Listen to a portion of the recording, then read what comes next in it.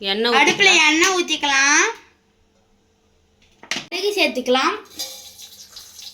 இது கொடுத்துருங்க. முள்ளங்கி தக்காளி வெங்காயம் நறுக்கி வச்சுக்கோ, அதை போட்டுடலாம்.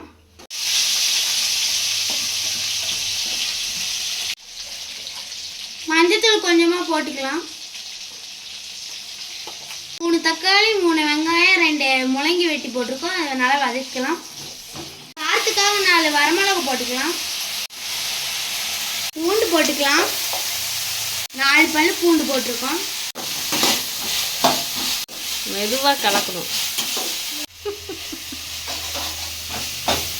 சீரகம் போட்டுக்கலாம்.